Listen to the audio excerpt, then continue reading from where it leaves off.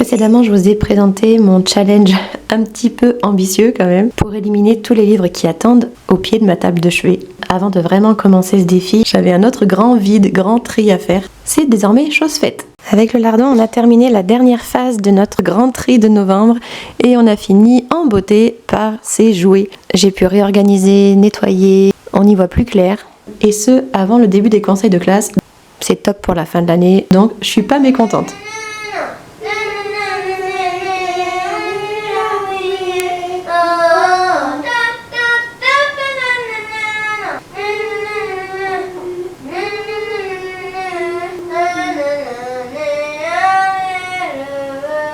Cette première lecture de l'équipe rouge tombe à pic. Aujourd'hui, il fait un froid de canard. Il fait quelque chose comme 4 degrés avec un vent terrible qui donne un ressenti de -6. Brrr.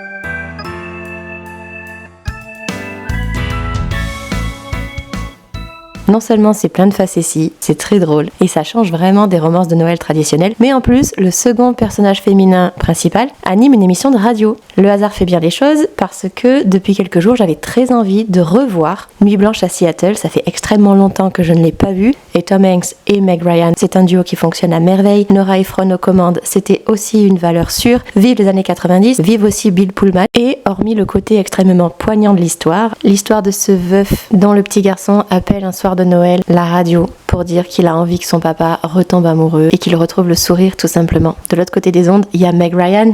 Et oui, n'oublions pas que le point de départ de l'intrigue se situe quand même aux alentours de Noël, ce qui ne gâte rien. Les décors, la mode, les accessoires, les mimiques, j'adore.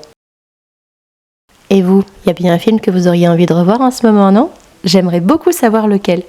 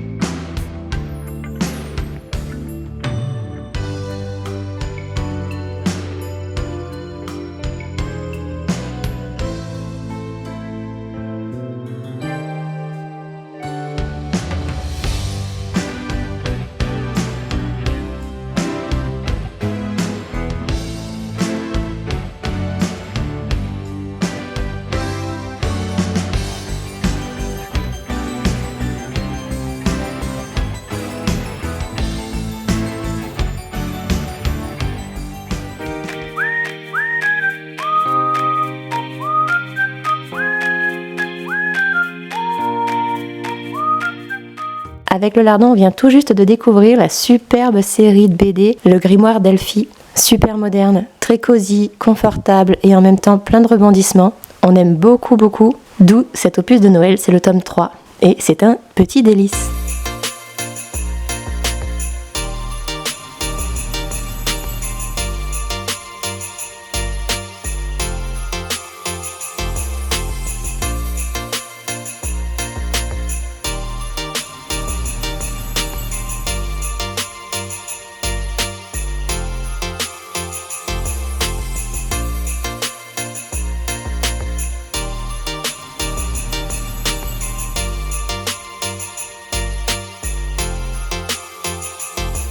Ce week-end, c'était clairement thématique on se ramollit, on coucoude.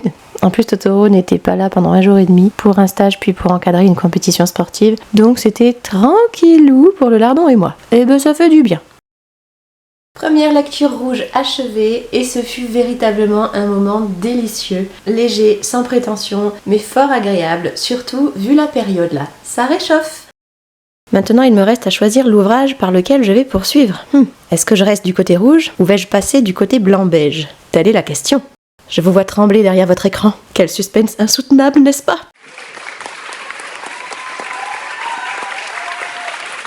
Au fait, je vous sers une petite part? Allez, à très vite, je vous embrasse.